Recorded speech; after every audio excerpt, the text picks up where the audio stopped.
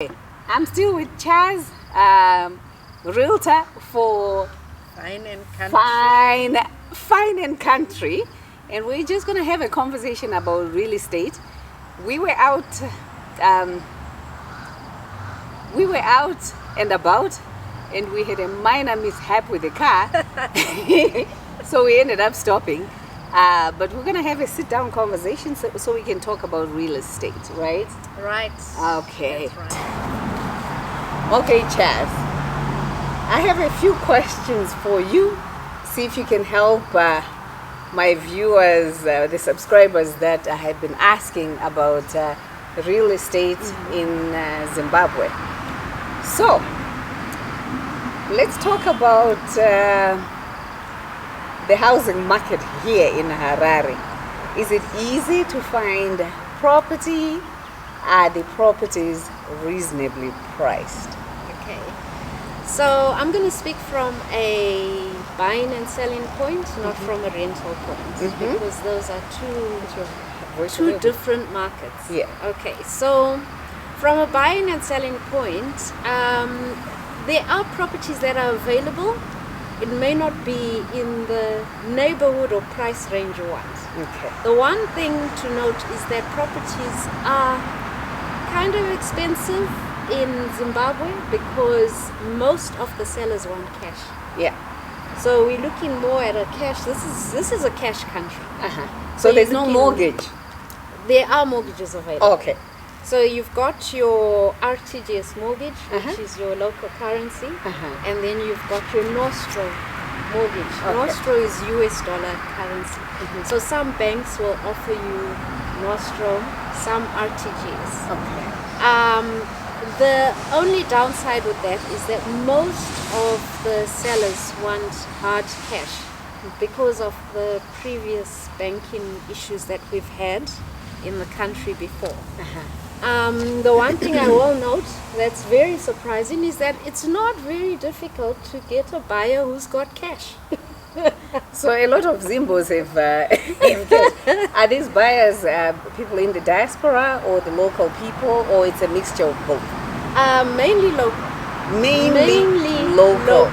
So the local people have the funds to be able to buy a home cash.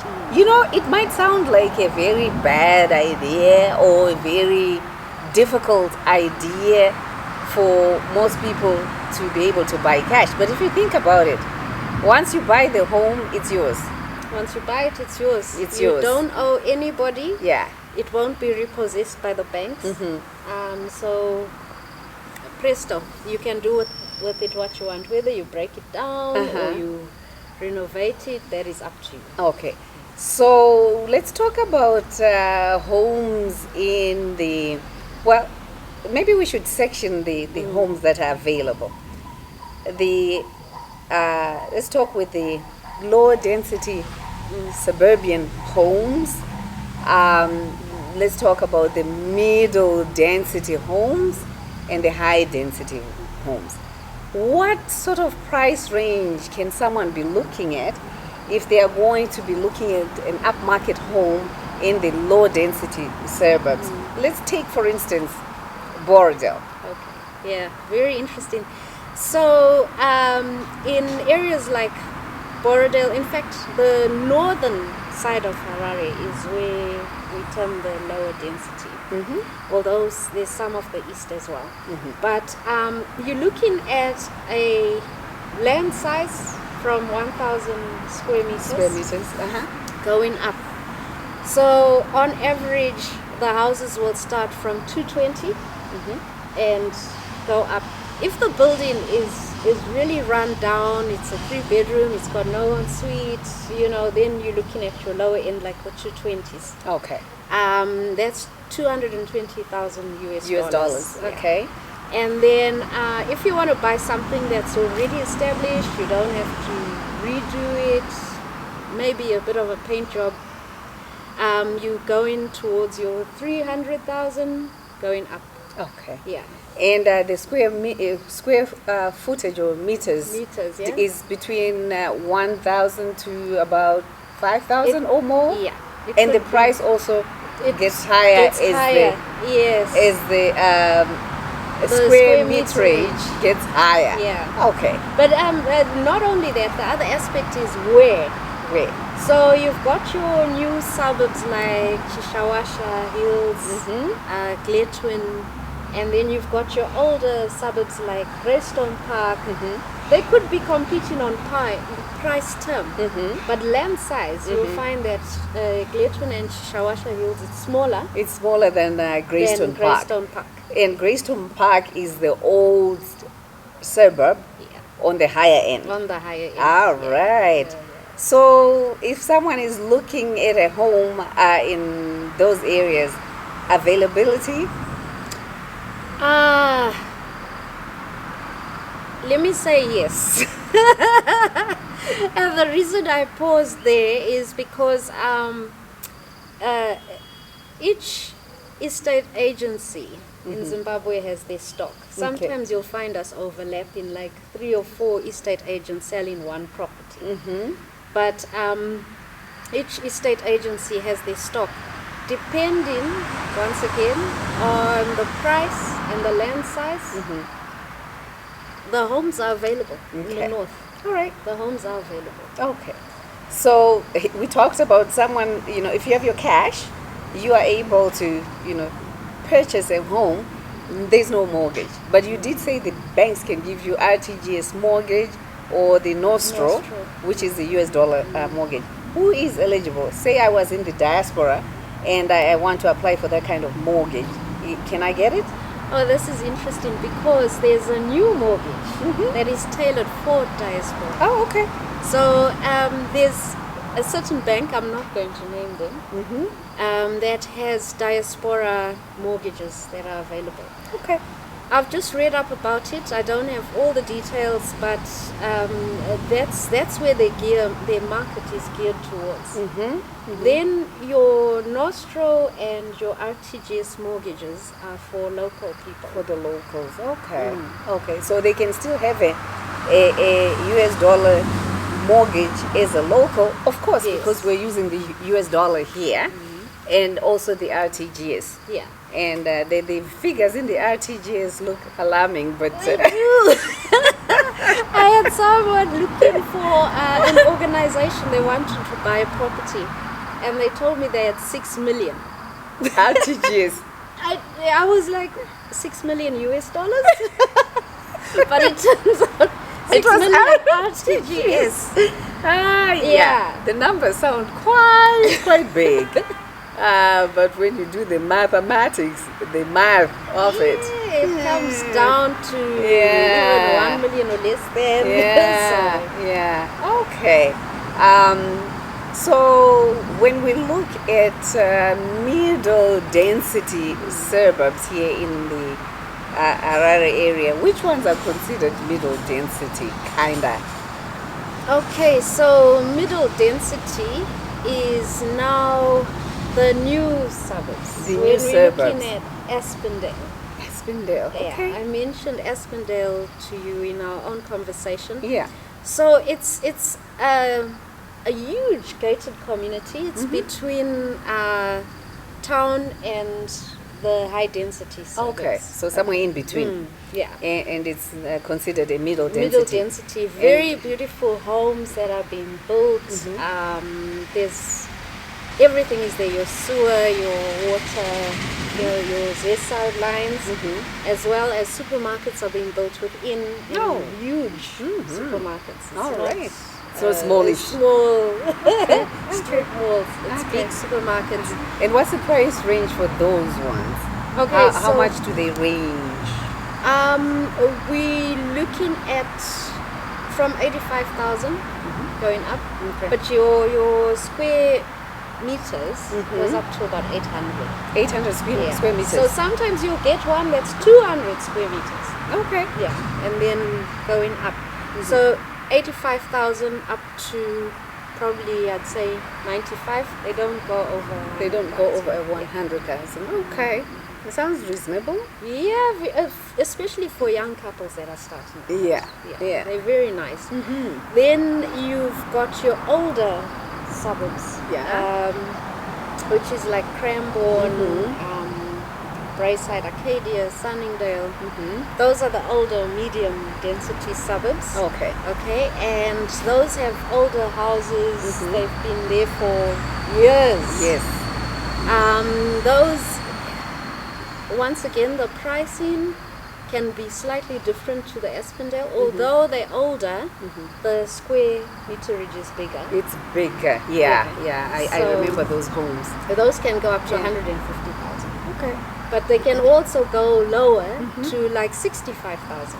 Depending on where it is Where it positioned. is and what it looks like. Okay. All right. And how about the high density suburbs? I mean, there are some homes that I've seen in the what we call the high density suburbs that are really nice, very well taken care of, and in fairly reasonable areas. Yeah. What about those? Okay, so high density suburbs. We've got the old high density and we've got the new high density. The old high density, we're looking at the established places. The locations. Fakose, Yes. Kambuzuma, Highfield? Seke, those, yeah. Yeah. So Okay. those, Chitubiza? yes. Yeah. So those places have these homes. Either they were semi-detached or they stand alone. We go towards the 25, sometimes even 18,000. You can find something in the high density suburbs for 18,000 US dollars, going up to about 45,000. The new high density suburbs is where people are now building their dream homes. Yeah. Although the space is still small, Small, but they are able to. but they now a fairly going decent all size. out, yes, building their dream homes, putting an ensuite, maybe getting 3 bedrooms instead of having 1 or 2 bedrooms like it used to be before. Okay. Okay. And are these areas serviced? Electricity, roads, and sewer? Right. Yes or no? So what happens in a lot of places in Zimbabwe is that the land is sold, people build Before they put that infrastructure. Yes. So you'll find that maybe in the high densities, there's certain places where they're fully serviced, Yeah. and in the low densities like Crow Hill, which is a new suburb going towards Borrowdale Brook, Yeah. you'll find there's no roads, there's no water, there's Yeah. no sewage or anything Yeah. like that. Yeah. But the suburb has already started. It's been Sprawling. Exactly. It's just depends on demand Yeah. of land Yeah.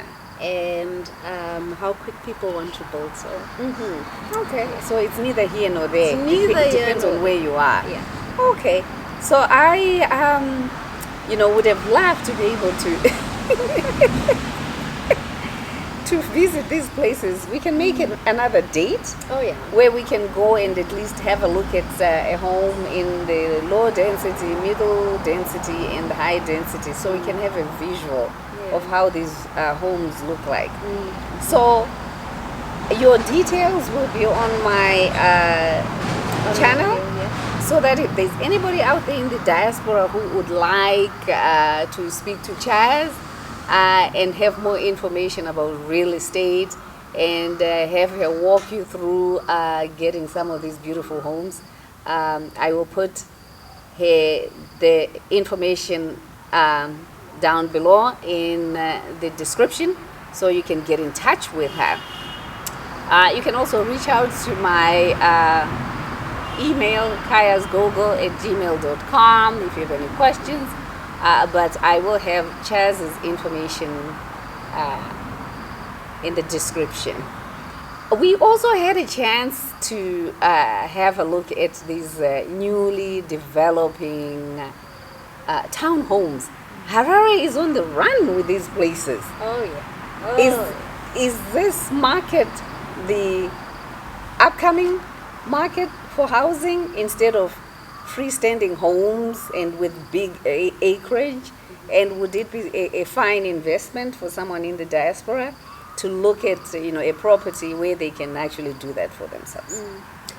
Yeah, so with the townhomes, If you're in the diaspora, you plan on staying in the diaspora, but you want to rent out the property that you've bought.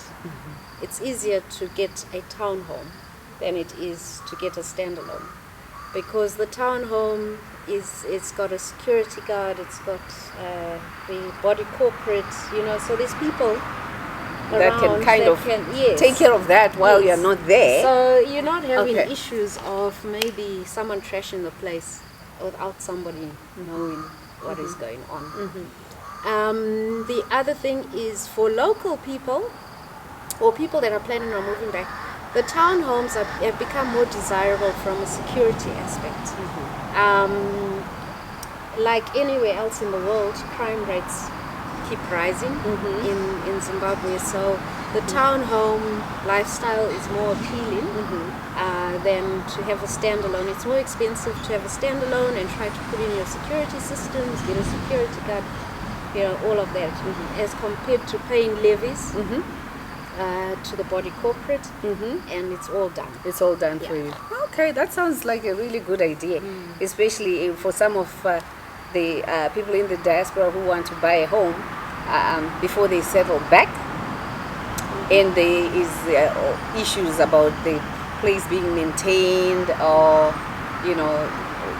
not being well manicured while they are not around. So having that kind of comfort that it's in a community which most of them are gated, that it is somebody's taking care of it. Yeah. Okay, Absolutely. that sounds good. Yeah. Well, I hope when we attempt to do this again, we will have a chance to actually.